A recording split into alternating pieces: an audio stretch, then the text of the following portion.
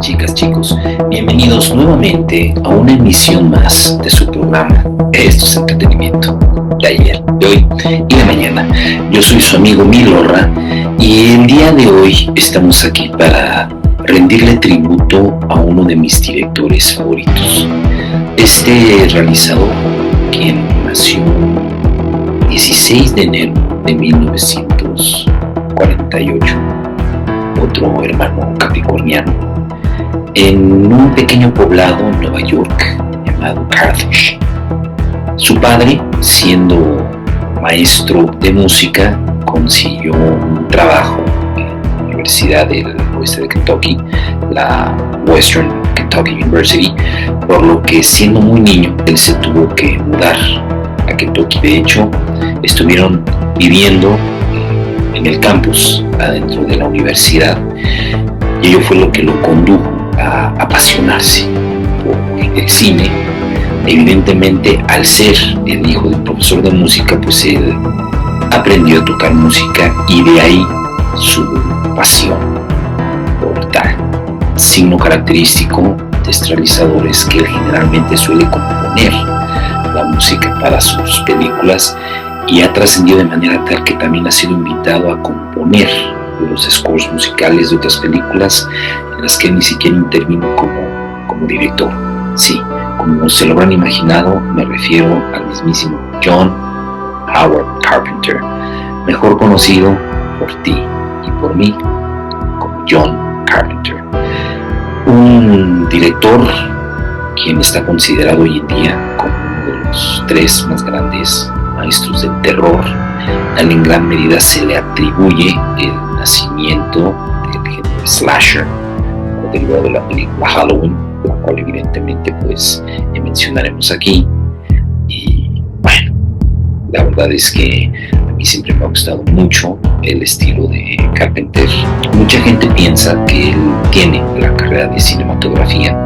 Él estudió cine en la USC, la Universidad del Sur de California, pero la realidad es que dejó la carrera trunca. Salió en su último semestre para poder realizar su primer proyecto cinematográfico como tal, siendo ya la película icónica y de culto titulada Dark Star.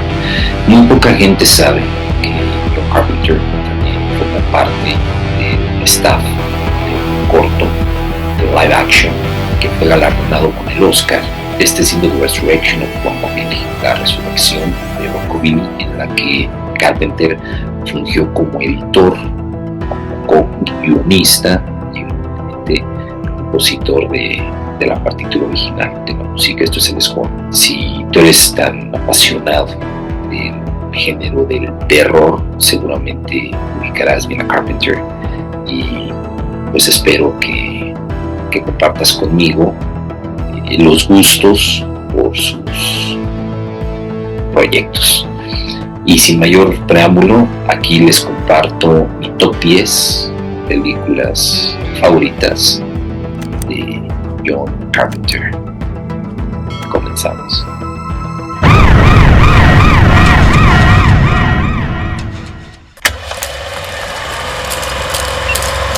En el número 10 posicionamos esta película de ciencia ficción titulada They Live, Sobreviven, guión del propio Carpenter, basado e inspirado en un corto escrito por Ray Nelson, el corto titulado 8 o'clock in the morning, las 8 de la mañana. ¿Qué decir sobre esta película que en su momento fue sumamente criticada?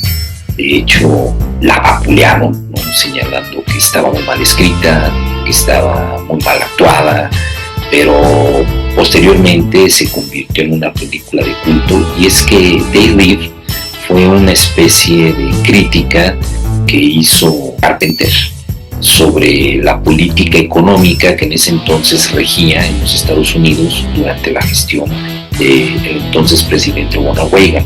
Y para evitar problemas, Carpenter escribió el guión bajo el seudónimo de Frank Armitage. Y más adelante, pues aprovechando esta situación, Carpenter le asignó ese mismo nombre a uno de sus personajes principales, interpretado por Keith David. Esta película es protagonizada por el otrora luchador profesional Roddy Piper, el ya mencionado Keith David y Meg Foster. Es una mezcla de géneros entre horror, ciencia ficción y comedia, y en ella el personaje principal, quien responde al nombre de Nada, al que interpreta a Roddy Piper, es un vagabundo, el típico drifter norteamericano quien no tiene casa y quien va deambulando por ahí, yendo de ciudad en ciudad, viviendo al día, quien llega a la ciudad de Los Ángeles, consigue trabajo en una construcción y en el camino al trabajo siempre se topa con un predicador ciego quien se la pasa diciéndole a todos quienes se congregan a su alrededor que ya han llegado y que hay que tener cuidado. Enfrente del lugar en el que se está quedando a dormir hay una iglesia y un día se da cuenta que adentro de la iglesia hay un grupo de personas, entre ellos el predicador, y de ahí transmiten una serie de programas clandestinos porque se roban la señal, en la que quien habla a cuadro indica que ellos no son los humanos, no son más que el ganado de otro grupo de personas quienes han llegado a la Tierra. Hay una redada, llegan unos policías, Nada se las ingenia para escaparse de la iglesia, llevándose consigo unos lentes oscuros, y grande va siendo su sorpresa que al ponerse los lentes oscuros, pues él ve a blanco y negro todo su alrededor, ve en la publicidad estática mensajes tales como obedece, come, cásate, reprodúcete, y también portando estos lentes pues se da cuenta que hay unos extraterrestres, unos entes no humanos interactuando con los humanos. Él en un principio piensa que está loco, pero pues ya después se da cuenta que todo lo que predicaba, valga la redundancia, este predicador, pues era cierto, ¿no? Y este grupo de personas rebeldes, por así decirlo, quienes transmitían desde la iglesia, pues eran de las pocas personas quienes estaban enterados de la realidad, y es que estos extraterrestres, cuyo planeta nunca se menciona, pretenden colonizar la Tierra y se están aprovechando del calentamiento global del que es objeto la Tierra para que ellos se puedan adaptar la situación climatológica de acuerdo a su propia especie y poco a poco ir populando la Tierra. Evidentemente Nada va en busca de su recién conocido amigo Frank Armitage, el personaje de David, para plantearle qué es lo que está pasando. Este lo tira de loco, y en una de las mejores secuencias realizadas al día de hoy, a mi parecer, de una pelea callejera, finalmente logra contra su voluntad Nada ponerle a Frank los lentes, y es así como este individuo, en un principio solo, se alía de manera involuntaria a otro individuo, y entre estas dos personas pues tienen que hacerle frente a una potencial invasión extraterrestre. La verdad es que a mí me parece una película muy entretenida, score obviamente por parte de Carpenter muy interesante, unos muy buenos valores agregados de producción, y la presencia de la enigmática Foster le brinda un toque muy particular a la película.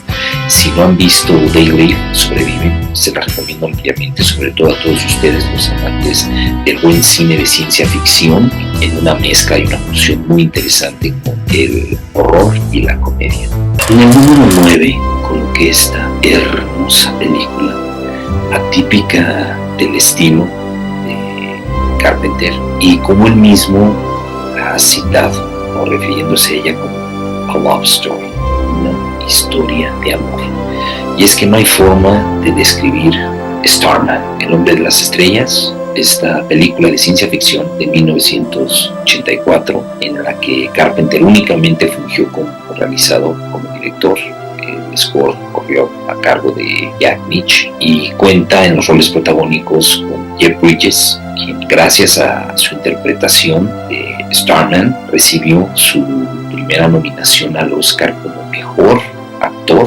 También participan Karen Allen, conocida por Raiders of the Lost Ark, y Charles Martin Smith. Es una historia muy interesante, muy bonita, con muchísimo mensaje, ya que en ella Jeff Bridges interpreta al famoso Starman. Y es que resulta que esta película, cuyo guión fue escrito y concebido por Bruce A. Evans, está inspirada en el hecho real de la misión de la nave Voyager 2. Voyager 2 fue una nave que envió la NASA al espacio con la intención de contactar a seres de otras galaxias. Y resulta que dentro de la historia, un planeta recibe esta señal muy peculiar ya que se usó un disco fonográfico para mandar esta señal. Entonces mandan una nave para tener contacto con la Tierra. Los humanos derriban esta nave y es así como el Starman pues logra escapar. Es un ente muy particular, es como una bola de luz, y todo esto sucede en Wisconsin, la cual pues se da la fuga porque obviamente los de la NASA están buscando a un sobreviviente, y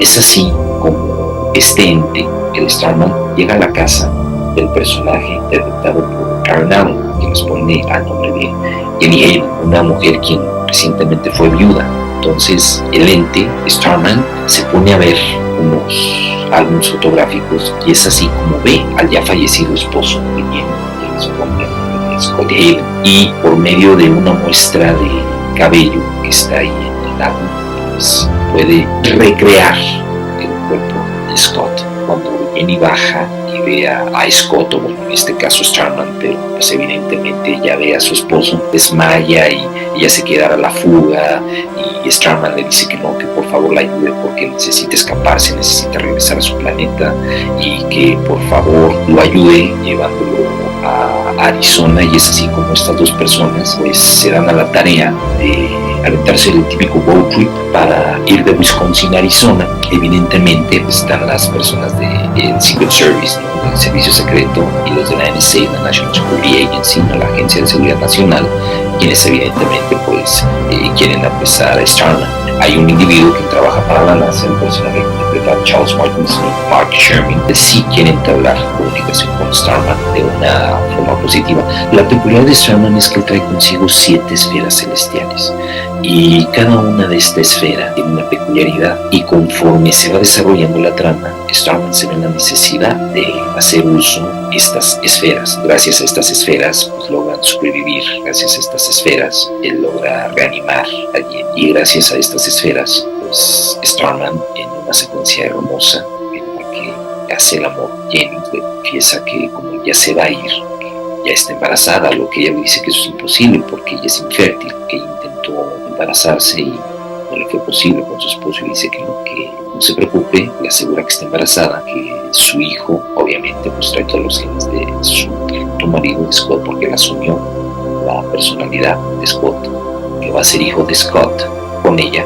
y que va a contar con todo el conocimiento de él, Starman, y que su hijo cuando crezca va a ser un profesor, y que su misión en la vida pues va a ser tratar de lograr que los dos planetas puedan interactuar en paz.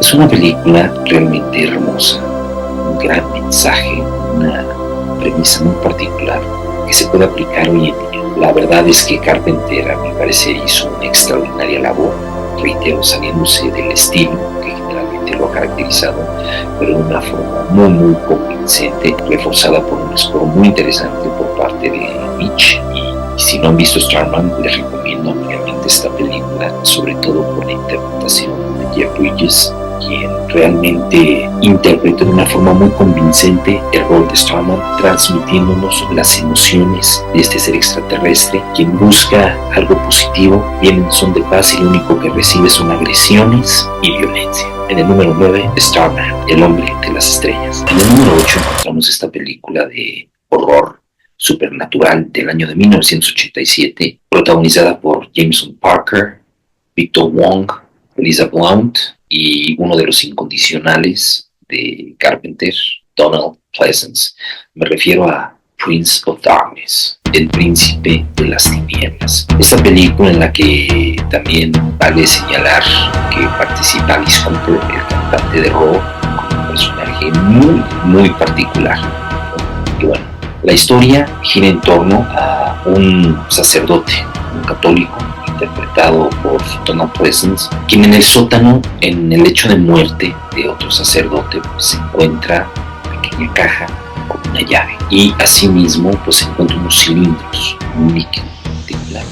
Entonces el sacerdote invita a un profesor de física cuántica interpretado por Wong, quienes se dedican al estudio de cuestiones que tienen que ver con situaciones sobrenaturales. Lo invita a que en compañía de un grupo de estudiantes de UCLA investiguen el contenido de este líquido, y es así como llega este grupo de estudiantes a esta iglesia que, dicho sea de paso, forma parte de una hermandad muy particular conocida como el Brotherhood of Sleep, la hermandad del sueño. Y ya estando ahí en la iglesia, el monasterio, por dicho, se dan cuenta que afuera del mismo, esto en un barrio céntrico de Los Ángeles, los empiezan a sitiar varios vagabundos, varios indigentes, no permitiéndoles salir. Y es que ahí se dan cuenta que por medio de este líquido está el portal para que llegue a la tierra el hijo de Satanás. De ahí el título, El Príncipe de las Tinieblas.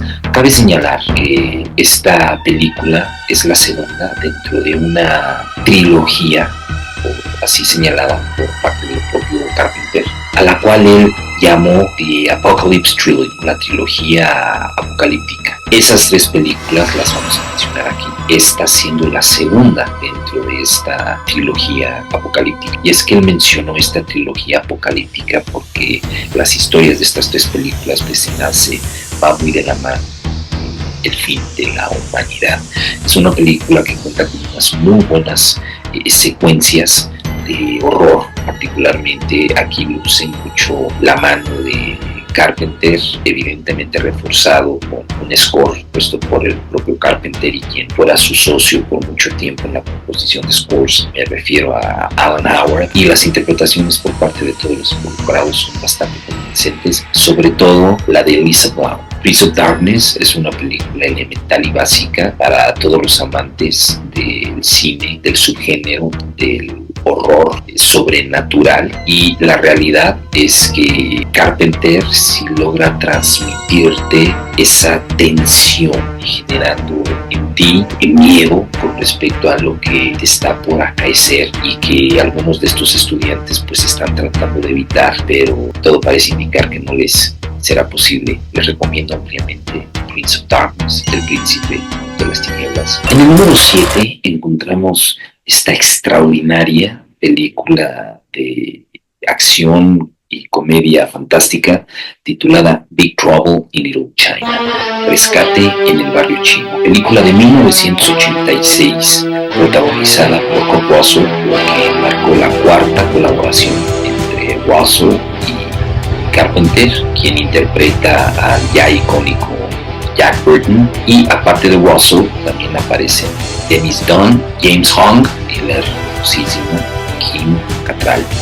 Esta película fue exhibida bajo circunstancias muy particulares porque Carpenter entabló una demanda en contra de la compañía productora y distribuidora, la 20th Century Fox, porque Carpenter no estaba de acuerdo con el corte que ellos pretendían exhibir, y pues evidentemente siempre va a poder más la compañía distribuidora que un realizador. Carpenter no estuvo de acuerdo, como que se auto boicoteó la película, y es una verdadera pena porque derivado de ello la 20th Century Fox dijo, pues no te parece, ok, está bien, aunque yo atente contra mis propios intereses, pues no le voy a dar la difusión debida ni le voy a dar la publicidad adecuada, porque al final del día pues Carpenter sí pudo editar su versión, fue la que se exhibió, pero pues la 20th Century Fox, atentando, reitero, contra sus propios intereses, pues dijo, no la distribuyo como es debido y no la publicito. Y es una verdadera pena porque la película fue considerada un fracaso comercial en Estados Unidos, pero al poco tiempo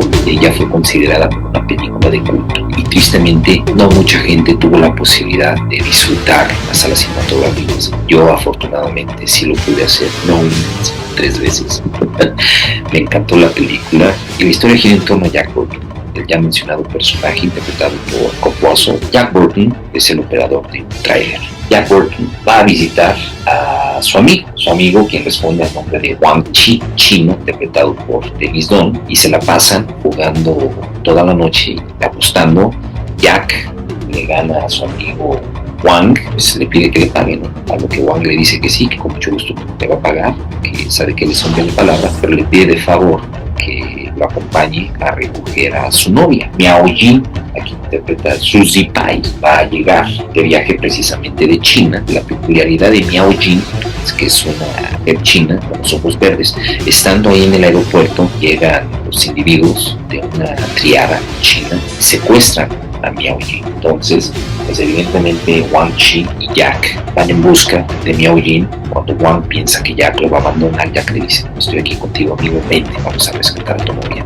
Y es así como van a dar al famoso Chinatown, al barrio chino de San Francisco. Y es aquí cuando entra toda la complejidad y el elemento fantástico de la historia, porque resulta que a Miao Jin la secuestraron por las órdenes de Lo Pan. Lo Pan, interpretado por James Hong. Bueno, Lo Pan es un brujo chino antiguo, tan antiguo que pues él fue condenado y fue objeto de un embrujo por parte del primer emperador. Esto es real, el primer emperador de China, que responde al nombre de Qin Shi Huang. Entonces lo que pretende Lo Pan es volverse carnal nuevamente. Él quiere ser de sangre y hueso nuevamente, y para ello necesita llevar a cabo un ritual. Un elemento fundamental del ritual es una mujer china de ojos verdes. Por eso secuestran a Miao Jin como si fuera la única mujer de ojos verdes, pero bueno, si no, no daría lugar a la historia. Y es así como pues Jack se involucra en un mundo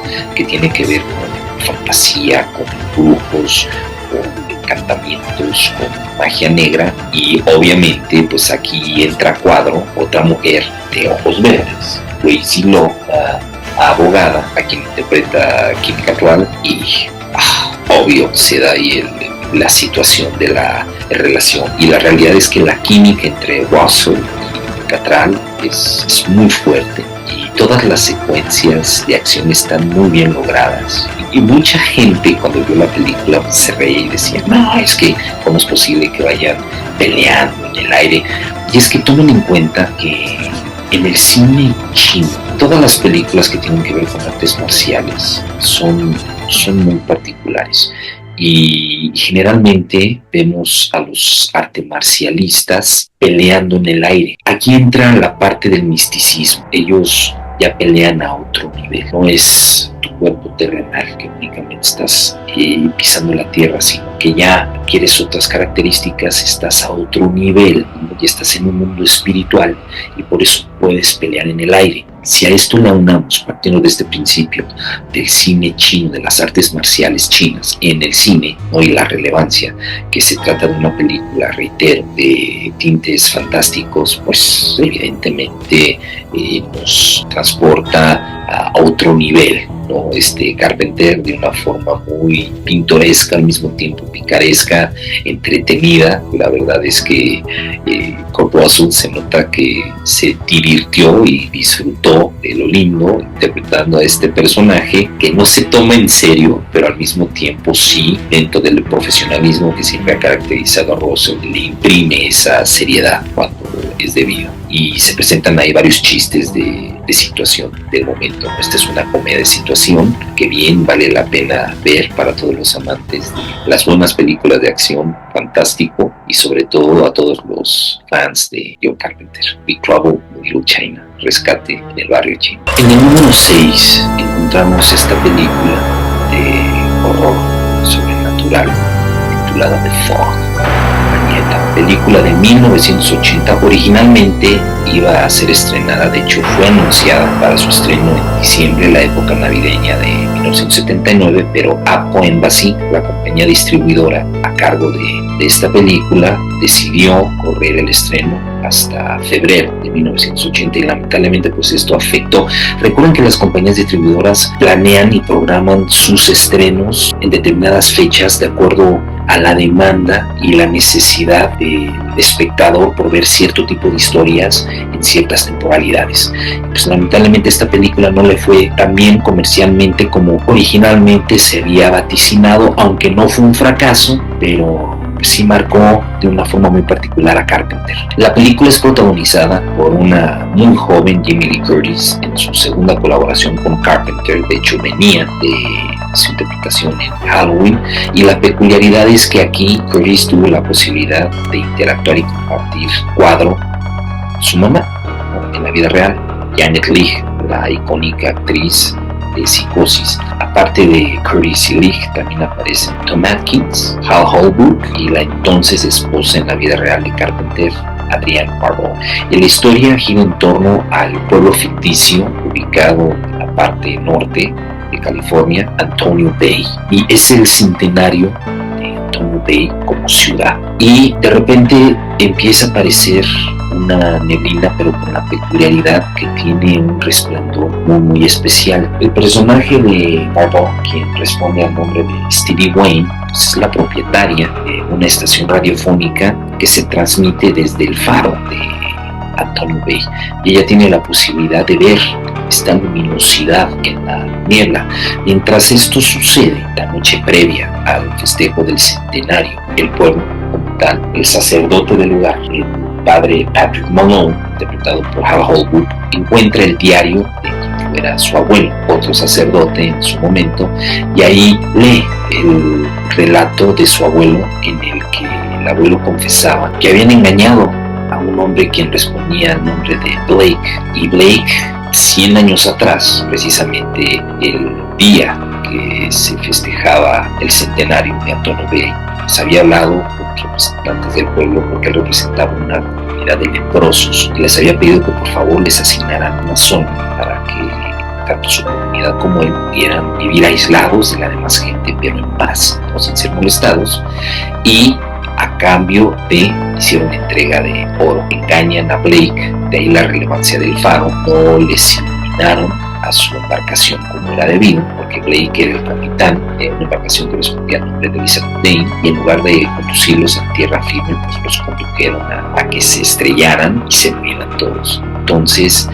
en el aniversario del centenario de aquella tragedia, es cuando con la neblina viene Blake, de regreso el ente de Blake, su tripulación, y lo que quieren es cobrarse vida por vida. Fueron 6 los que murieron engañados por los habitantes de Antonio Bay, entonces son 6 los muertos que tienen que cobrar el típico muerte por muerte. A mí en particular me gusta mucho esta película, yo la disfruté bastante.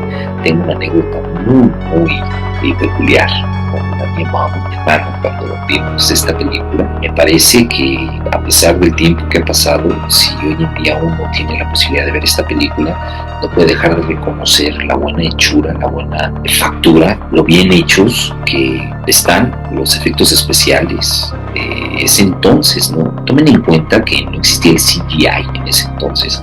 Evidentemente, en todas las tomas abiertas, cuando ves un efecto, pues había que ejecutar el efecto como tal. Resulta muy convincente el efecto de la niebla cuando se empieza a acercar, y sobre todo cuando la gente tiene que correr alejándose de la niebla. Carpenter hizo un muy buen trabajo. Se ve su mano no solamente en los emplazamientos de cámara, sino en el trabajo, valga la redundancia, actoral, lo interno, o los histriones y todos los que participaron en la película. A mi parecer, una película bastante interesante, y si no la han visto, les recomiendo ampliamente que la vean. Estoy seguro que disfrutarán de Fog, la niebla o neblina.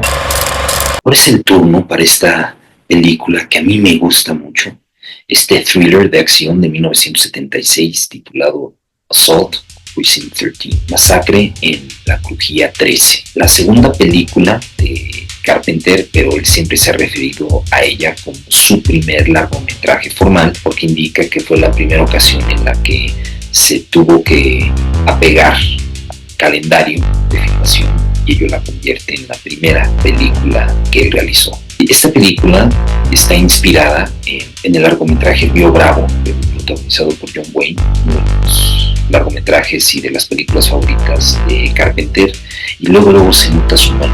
Recuerden que a Carpenter le gusta mucho manejar sus películas, que sus protagónicos sean el típico antihéroe. El antihéroe siendo ese personaje quien, sin procurar el bien de forma intencional, lo logra, salvando al pueblo, salvando a la damisela en peligro, salvando a la gente, pero siempre buscando su propio interés. El antihéroe ayuda si viene, tal de obtener su recompensa y conseguir su objetivo. Si no le conviene, pues simple y sencillamente se hace de la vista gorda y se va. He ahí la esencia del antihéroe. Y Carpenter siempre ha dejado muy claro que este tipo de personajes le encantan, no siendo la excepción esta película, protagonizada por Austin Stoker, Darwin Juston y Laurie Seaman. Esta película muy poca gente lo menciona, pero en el año de 1976 generó una gran polémica porque la MPAA, que es la Motion Picture Association of America, la Asociación Cinematográfica de América, no sabía qué clasificación ponerle a la película por una sola escena, y es que resulta que de una manera gráfica asesinan a una niña sin un balazo con un silenciador en el pecho, y pues esto era algo inusitado, esto no se había visto a cuadro, no es gore ni de mal gusto, pero sí se ve a cuadro cuando la niña recibe el impacto y cae muerta. Esto hizo que el estreno se retrasara un poco. La historia gira en torno al teniente Evan Bishop, un policía a quien lo acaban de ascender, a quien le piden de favor que vaya a hacerse cargo del precinto 13 Anderson, esto en el sur de Los Ángeles, porque ya es la última noche que va a estar operativo ese precinto, porque ya se acaban de cambiar de instalaciones y lo único que necesita es cumplir con el horario de la última noche, por así decirlo, en ese precinto. Mientras esto está sucediendo de manera paralela, vemos la historia de Napoleon Wilson, un condenado a muerte, un criminal, quien en compañía de otros va a ser trasladado a la penitenciaría estatal, donde aguardará ya la ejecución de su sentencia. Entonces, mientras están trasladando a estos reos y vemos al teniente llegando al precinto, vemos a 4 integrantes de una pandilla, quienes, tras haber hecho un juramento de sangre, deciden vengar a unos miembros de la pandilla abatidos a tiros por los policías. Y como ellos acaban de hacer de manera clandestina un cargamento de armas, pues deciden salir a buscar a potenciales víctimas, nadie en particular, simple y sencillamente las primeras personas que se les crucen y se les ocurra asesinarlos, ¿no? Y mientras vemos estos tipos deambulando en las calles en su auto, apuntando con la mirilla a potenciales víctimas, aparecen los personajes de Martin West, que interpreta a Mr. Lawson, una entonces niña, Kim Richards, interpreta a Kathy Lawson. Ellos son padre e hija quienes están en búsqueda de la nana de Kathy para pedirle que regrese a la casa. Pasa un camión de helados, la niña le pide a su papá dinero para ir a comprarse un helado, ella va, se compra el helado y muy para su mala fortuna, pues al conductor del camión de helados es a quien eligen estos individuos para matar. Cuando llega la niña es cuando la asesinan, de ahí la mencionada escena. El papá de la niña persigue a estos tipos, se hace del arma del conductor del camión de helados, mata a uno de los integrantes de la banda. Entonces este señor desesperado se va corriendo, es como llega al precinto al que también llegaron de manera fortuita pues los reos transportados en el camión, porque uno de ellos se empezó a sentir mal y entonces cuando checan el mapa y se dan cuenta que la prisión más cercana es el precinto 13, y tienen que llevar a los reos ahí para pasar la noche y solicitar que un doctor vaya y atienda al que está presentando síntomas de estar enfermo. Es de esta manera fortuita en la que todos estos personajes convergen en este precinto: los reos, los policías que están ahí, este señor que llega corriendo y la pandilla que llega a vengarse de este señor, y es como el teniente Bishop no le queda de otra que recurrir a los reos, dándoles armas, liberándolos para que entre los reos y los policías le hagan frente a estos maleantes de esta pandilla. Una copia de Río Bravo, pero en la actualidad, ¿no? De forma contemporánea. En ese entonces, de 1976, Carpenter recrea las secuencias de Río Bravo de una forma muy interesante, muy convincente, con la diferencia que en lugar de que fuera en el viejo oeste, pues aquí se diera en la ciudad, y me parece que el resultado es bastante interesante. Yo disfruté muchísimo esta película y el carisma que hay entre los 3 protagonistas, me refiero a los personajes interpretados por Stowe, Zimmer y Justin, es muy particular, sobre todo al final, ¿no? Porque pues, nos queda claro que Napoleon Wilson, pues tras haber ayudado, haberle salvado la vida al policía y a la secretaria, ¿no? Hay una química muy particular, muy bien manejada, por cierto, pues tendrá que dejarse esposar nuevamente y ser trasladado donde pues, será ejecutado. La secuencia final es muy interesante, porque sí te crees el pesar que tiene el teniente Bishop por permitir que se lleven a este reo ya sentenciado a muerte, pero al mismo tiempo lo tiene que dejar ir, porque es su labor y entiende lo que hizo. Es Napoleon Wilson, cuyas fechorías nunca se mencionan en la película. Reitero, el antihéroe clásico por excelencia del western, del que Carpenter es muy aficionado. Assault, Prison 13, Masacre, Tecnología 13. En el número 4 posicioné esta película de 1995 titulada In the Mouth of Madness, La Boca del Miedo, y a través de la cual Carpenter decidió rendirle tributo a su novelista favorito, H.P. Lovecraft, y haciendo alusión al título, adoptándolo de una novela de propio Lovecraft titulada All the Mountains of Madness, Todas las Montañas de la Locura. En el rol protagónico encontramos a Sam Neill, que interpreta a John Trent.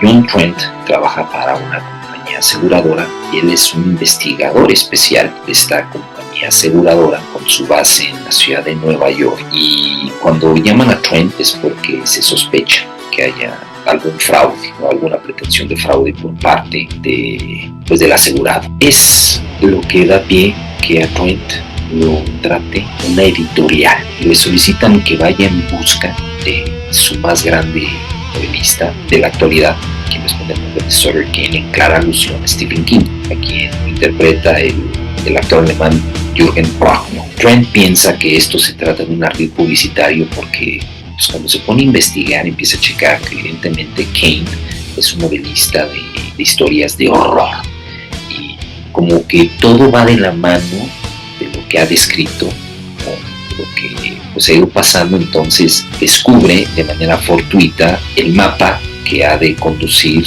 a un poblado ficticio en el que Kane hace todas sus novelas, House End, y pues todavía le pregunta al director de la editorial, a quien interpreta Charlton Heston, si realmente quiere que siga con su investigación, a lo que pues, este señor, quien responde al nombre de Jackson Harlow, le dice que sí, que por favor que vaya, que lo único que quiere es lo justo, ¿no? Que encuentren a Kane o que en su caso recuperen novela, porque ya le están anunciando y la gente está ávida por recibir la última novela y por la que él ya pagó, ¿no?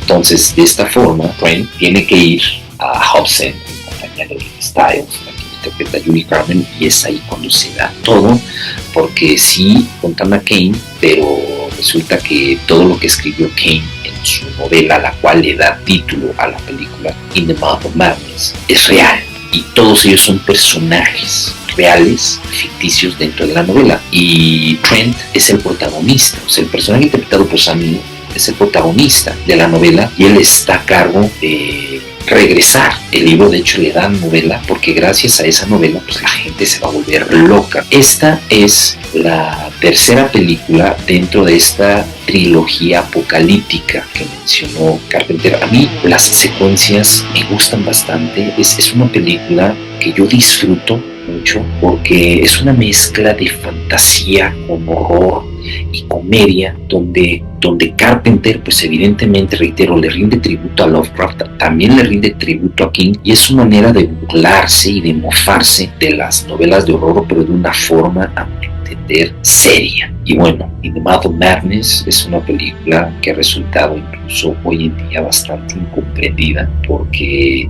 la gente no alcanzó, a mi parecer, captar exactamente la esencia del mensaje detrás de la película y que era lo que se pretendía, ¿no? Transmitir y contar a través de esta travesía de este personaje, quien sin saberlo será el responsable del apocalipsis, porque al entregar el libro, quienes lean el libro y la posterior película, porque incluso ahí mencionan que se va a hacer una película basada en el libro, llegan a un extremo tal de locura que terminan asesinándose los unos a los otros. Y ahí el porqué del apocalipsis al que tanto se refiere Carpenter. Tienen que ver In the Mouth of Madness. Bueno, aprovechando, quienes ya la hayan visto, por favor, les voy a agradecer que me compartan sus comentarios. Si no se han suscrito, no dejen de suscribirse.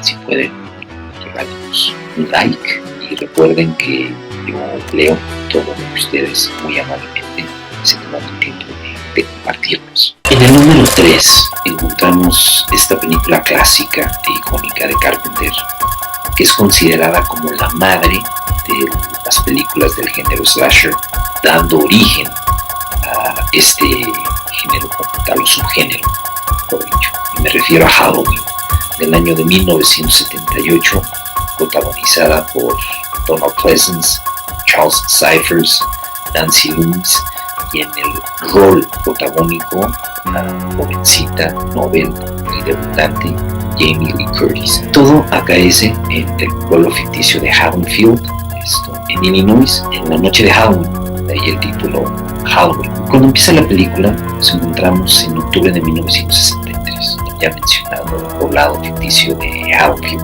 donde vemos a un Michael Myers de 6 años, quien de repente se pone un antifaz y decide asesinar a puñaladas a su hermana mayor. Pasan 15 años después, volvemos a ver a Michael Myers, quien va a ser trasladado a otras instalaciones, y el doctor quien atendió a Myers y quien estuvo a cargo de su proceso, quien responde al nombre de Dr. Loomis, interpretado por Donald Pleasence, se queja, indicando que no es posible que un ser tan maligno decida transportarlo, que él debería de estar encerrado de por vida y que deberían de tirar la llave, porque él nunca había conocido el verdadero rostro del mal hasta no haber sido Michael Myers. Evidentemente en el traslado se le escapa al Dr. Loomis, y es así como ubicamos al personaje de Laurie Strode, quien pues está con sus amigas y se da cuenta que alguien le empieza a seguir, le empieza a acosar.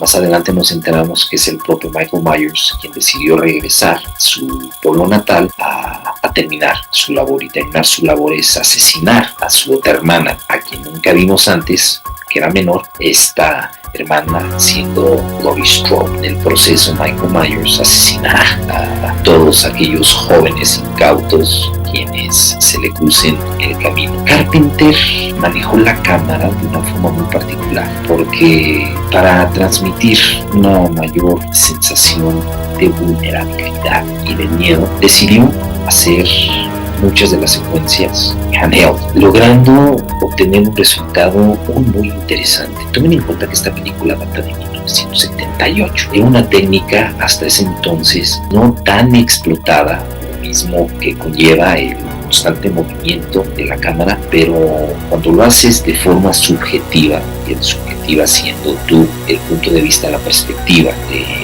en este caso, el asesino Myers, si te llegas a poner en sus zapatos asumiendo su rol, entonces ya ves la película de otra forma. Tema musical compuesto por Carpenter es uno de los temas ya icónicos del cine del terror de hoy en día. No me imagino que alguno de ustedes que han llegado a esta altura del conteo no hayan visto Halloween de John Carpenter, pero si aún así hay alguien quien por alguna razón incomprensible no lo haya hecho, por favor, no dejen de hacerlo. Es muy probable que la película les parezca lenta, o sobre todo para los estándares de las películas de terror que se manejan hoy en día, pero a pesar de ello, créanme que estoy convencido que la trama los meterá o los jalará, y todo esto es labor del trabajo de Carpenter. Ojalá ya hayan visto Halloween, haya sido de su agrado.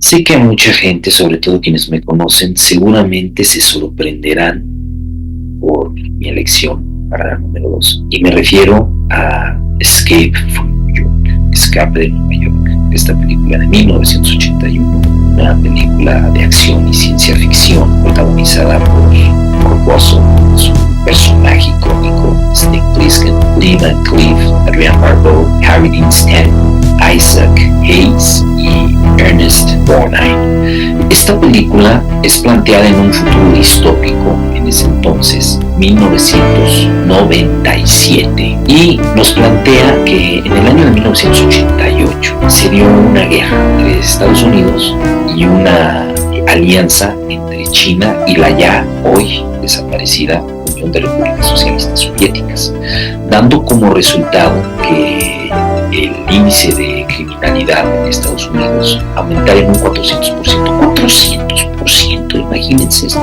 Entonces el gobierno estadounidense decidió separar, aislando Nueva York, de ahí el título Escape from New York, y, ¿por qué no?, en Nueva York poner a todos los criminales. Es entonces cuando entra nuestro personaje, Snake Plissken. Snake Plissken es un exoperativo de las fuerzas especiales, sumamente condecorado, quien le da vida al clásico antihéroe. Ya Plisken, harto, molesto, decepcionado, desilusionado, ya es hastiado por tantas guerras, tantos conflictos que él no entiende, decide por qué no hacer su vida por su lado y es apresado tras haber cometido un crimen. Es entonces que es sentenciado a ser aislado y enviado a Nueva York, pero mientras esto está sucediendo, un grupo terrorista secuestra el avión presidencial, el Air Force One, justo cuando está pasando por el espacio aéreo de Nueva York, donde evidentemente se encuentra el presidente a bordo del avión. Y es que el presidente, lo que nadie sabe, es que iba a una reunión muy importante para buscar la paz y trae consigo una información muy importante en un cassette y unos documentos que han de dar pie a la búsqueda y la consecución de esa paz. Entonces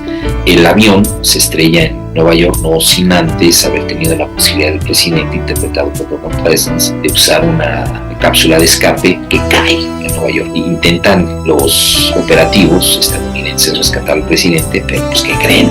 Al presidente lo tiene The Duke of New York, el duque de Nueva York, a quien lo interpreta de una forma muy particular, carismático cantante disco desde entonces, ¿no? Isaac Hayes, y les indica que no, que se tienen que ir, que no son bienvenidos en Nueva York. A este operativo no le queda otra más que irse, y es entonces cuando Hawk, personaje interpretado por Lee Van Cleef, le propone a Plisken Snake que él, de manera clandestina, entre a Nueva York y rescate al presidente. Plisken le dice que no le interesa, que se consigan otro presidente. Lo único que indica que el problema no es presidente, que ellos podrían prescindir del presidente, sino la información que trae consigo el presidente. Y lo que le ofrece a Plisken es un perdón presidencial a sus crímenes. Plisken obviamente entra a Nueva York. ¿Qué decir el score de Carpenter?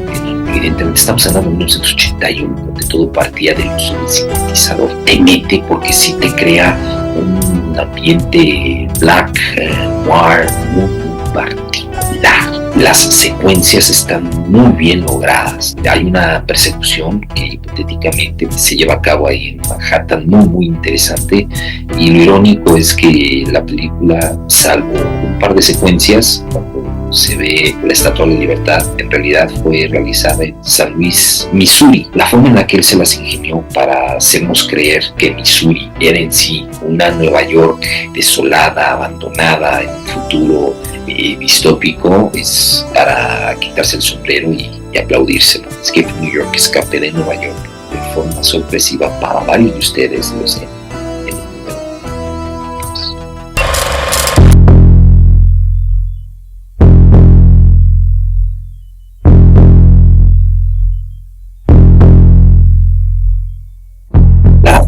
No había forma que en el número 1 no posicionara esta obra maestra del cine, de la ciencia ficción y horror.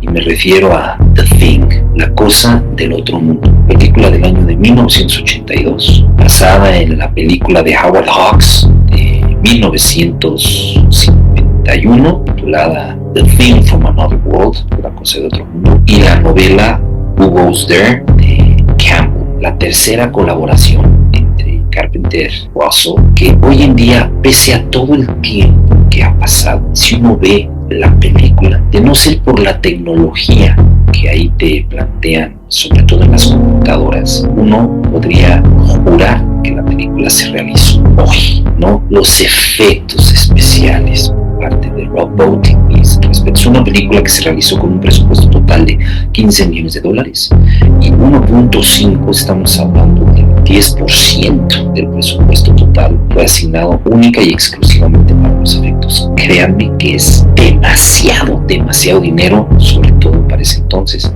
y reitero, aún viéndola hoy en día, los efectos son realmente sorprendentes, sobre todo partiendo del principio que en ese entonces no se podía recurrir al CGI, todo tenía que ser práctico y todo tenía que ser ahí en ese momento. Contó con un score excepcional, fantástico por parte de Morricone. Me parece que una de las mejores decisiones que pudo haber tomado Carpenter fue el no haber él realizado la música para enfocarse y meterse de lleno al proceso creativo y de la realización, y es que el score de Morricone es simple, sencillamente excepcional. La historia gira en torno a 12 individuos, 12 norteamericanos, quienes forman parte de un grupo de investigadores quienes están en la Antártica llevando a cabo investigaciones. Claro, no todos son investigadores como tal.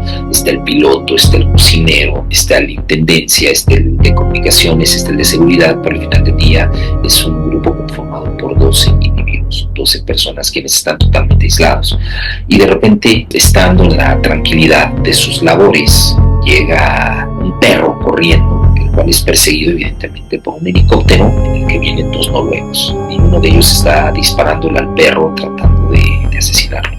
Estos norteamericanos desconocen qué demonios es lo que está pasando, simple y sencillamente pues, que al parecer estos locos están detrás de un perro sin motivo aparente, y el perro llega con ellos. Obviamente acogen al perro, el noruego, que se baja disparando de manera accidental, hiere a uno de los norteamericanos, por lo que el de seguridad, el responsable de la seguridad de ellos, lo asesina antes de poderle preguntar qué estaba sucediendo, y es lo que da lugar a toda la trama en sí. Resulta que al principio de la película nos plantean una nave espacial de la cual sale una cápsula. Esa cápsula cayó en la Antártica y venía en esa cápsula la famosa cosa, The Thing, un ente el cual se congeló al ser expuesto a las cuestiones climatológicas extremas de la Antártica, y al parecer estos noruegos pues lo descubrieron, se lo llevaron y lo descongelaron. Todo esto lo vemos, lo de los noruegos, por medio de videos, cuando el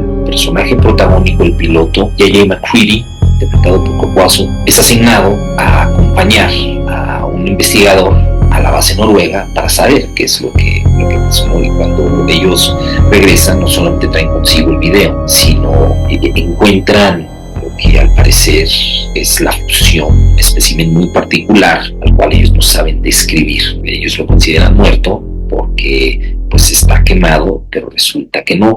Se empieza a descongelar, la sangre quiere su propia vida, y es así como descubrimos que este ente lo que pretende es mimetizar las personas que los cuerpos posee, y de esa forma ingeniárselas para ir a la civilización y mimetizarse en todos los seres humanos. Y es lo que tienen que evitar estos individuos, quienes están completamente aislados de la civilización, pero ellos tienen que ver la forma en la que se la han de ingeniar para evitar que este ente se las vaya a arreglar para poder ir a la civilización. Es un claro retrato de lo que un ser humano común y corriente convencional está dispuesto a hacer cuando es llevado al límite. Las interpretaciones por parte de todos los involucrados, no hay uno solo que desentone. Es una película de la cual se hizo no una secuela, sino una precuela muy bien pensada. Por cierto, se planeó una serie televisiva que lamentablemente pues aún no ha visto la luz, y digo lamentablemente porque la premisa, yo que tuve ya la oportunidad de leer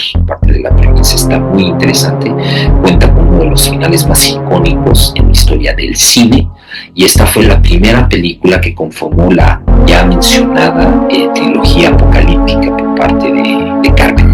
The Thing es una película que hoy en día, si no la has visto, la ves, créeme que sí te genera tensión, porque la forma en la que, reitero, Carpenter se las ingenia para transmitirnos y recordarnos el miedo que uno puede y debe sentir ante lo desconocido es simple y sencillamente excepcional. En el número 1, The Thing, cosa del otro mundo, del año 1982. Y bueno, con esto damos por concluido este top 10 de películas de mis directores favoritos, John Carpenter. Espero que haya sido de tu agrado. Por favor, anímate a compartirme tus comentarios sobre qué te gustaría que hiciéramos otro programa. Gracias por haberte tomado el tiempo. Gracias por haberme permitido acompañarte. Quiero que te encuentres. Y ya sabes,